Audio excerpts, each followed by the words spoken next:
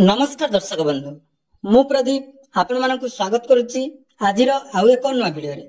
तो चलित वर्ष दशम परीक्षा देइथिबा समस्त छात्र छात्री मानक पई गुटे बहुत बड़ खुशीर खबर जाकि आपण माने जदि दशम श्रेणी रे 80% रु अधिक मार्क रखिचंती एवं उच्च शिक्षा करिया पई आपण मानकर आशा अछि बा आपण माने प्लस 2 वर्तमान नाम लेखिया पई जाउचंती ताले आपण मानक पई गुटे सुवर्ण सुजोग जाकि समस्त दशम पास छात्र छात्री मानक पई वर्तमान जाकि छात्रवृत्ति मिलिया पई जाउची। तेणु एई जो छात्रवृत्ति आपण मानक मिलिया पई जाउची जोंथरे आपण माने प्लस 2 पाठ्यक्रम पई वार्षिक 10,000 टंका लेखाएं सहायता राशि पाई परिबे। तेणु कौन रही स्कॉलरशिप एवं एई स्कॉलरशिप जोटा कि आपण माने जदि थरे पाउचंती आपण माने अप्लाई करूचंती ताले प्लस 2 रु आरंभ करी पीजी पर्यंत आपण मानकर प्रत्येक वर्ष आपण मानकु 10,000 रु 75,000 टंका पर्यंत आर्थिक सहायता मिल पारिबो। एवं एथि मध्यरु जो पिला माने 80% रु अधिक अछंती बा आपण मानकर जदि सीबीएसई बा बीएसई ओडिसा रो जेकोनसी बोर्ड रो आपण माने चलित वर्ष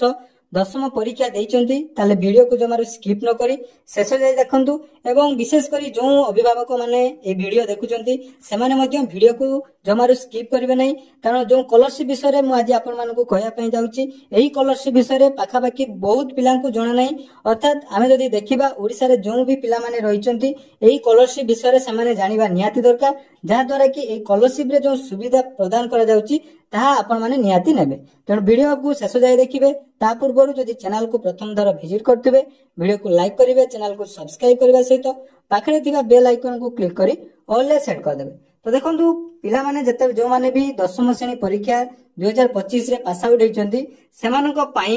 विद्याधन स्कॉलरशिप जोटा कि आपण माने प्रथम थर पई प्रायत सुनुथिबे बा जो माने भी आगरु जानिथिबे किंतु एही स्कॉलरशिप रो बेनिफिट हम जो देखिबा ओडिसा रे बहुत छात्र छात्री यार लाभ पाई पारंती नाही। तो सर्वप्रथम देखंतु विद्याधन जोटा कि रहिची स्कॉलरशिप एटा हमर कुमारी शिबुलाल एवं एसडी शिबुलाल जोटा कि तांकर दुई जनकर मिश्रण रे बा दुई जनकर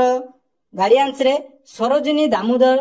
दामोदरन फाउंडेशन द्वारा विद्याधन एक पान इंडिया उच्च शिक्षा वृत्ति अटे। अर्थात एटा हमर जोटा रहिची विद्याधन स्कॉलरशिप एटा हमर सरोजिनी दामोदर फाउंडेशन तरफ रु जाकि छात्र छात्री मानकु प्रदान करा जाय। तेणु 1999 रु एही विद्याधन स्कॉलरशिप रे 50,000 रु अधिक छात्रवृत्ति जाकि बंटन करा जायछि। वर्तमान जदि हमें देखिबा ओडिसा रे 700 जन छात्रक सह विद्याधन रे मोट 10,000 रु अधिक विद्वान अटंदी अर्थात बहुत सारा पिला माने वर्तमान जाकि ओडिसा रो मध्य एही स्कॉलरशिप पाउचंदी। तेणु एही स्कॉलरशिप पाइया पई हेले आपण माने चलित वर्ष दशम पास छात्र छात्री हेटिबा नियाती दरकार। आपण माने जेकोनसी बोर्ड जोटा कि हमर बोर्ड ऑफ सेकेंडरी एजुकेशन बा सीबीएसई बोर्ड रो भी जदि आपण माने पास करचंती ताले एही स्कॉलरशिप पई आपण माने आवेदन करि पारिबे। ता सहित देखंतु एथिरे जो छात्र छात्री माने मनोनीत हेबे प्लस 2 पाठ्यक्रम पई वार्षिक 10,000 टंकार स्कॉलरशिप से माने पाई पारिबे। ता सहित से माने जदि सेही भली भाबरे आगो को भलो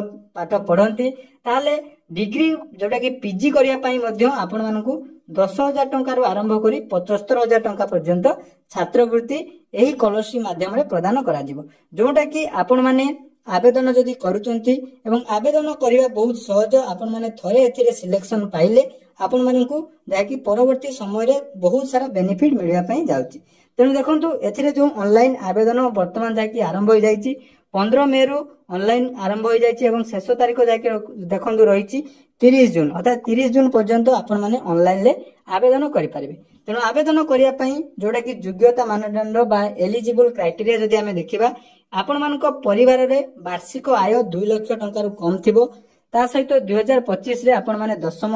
उत्तीर्ण होइतिबे एवं 80% बा 8 सीजीपीए रु अधिक मार्क आपण मानकर थिबो ता सहित जदि आपण माने भिन्नक्षम रहिचंती तो भिन्नक्षम छात्र मानक पई एठी आपण मानकर 65% रु 6.5 सीजीपीए पर्यंत आपण माने एठारे नै पारिबे। देखंतु डॉक्यूमेंट हिसाब रे जदि हमें देखिबा एठी डॉक्यूमेंट आपण मानकु बेसी किछि दरकार नै केवल निजर फोटोग्राफ दशम मार्कशीट एवं आय प्रमाण पत्र जोटा कि आपण मानकर गार्डियन कर इनकम सर्टिफिकेट आपण मानकु एठी दबा पई पड़िबो। तो आवेदन करिया पई हेले यार ऑफिशियल वेबसाइट जोटा कि रहिछि www.vidyadhan.org.com को जाई आपण माने आवेदन करि पारिबे। एबे देखंतु एथिरे आपण मानकु केमिति सिलेक्शन करा जिवो तार मध्य क्राइटेरिया रहिछि।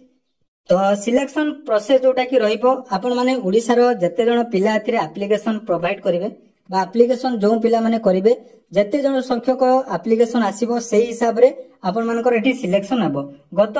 वर्ष जदि आमे देखिबा बहुत कम पिला अप्लाई करथिले तेणु ता मध्यरु 200 जन पिला को जाके सिलेक्शन कर जायतिला। तेणु विशेष करी एई जो स्कॉलरशिप टी रहिछि ए विषय रे पिला मानको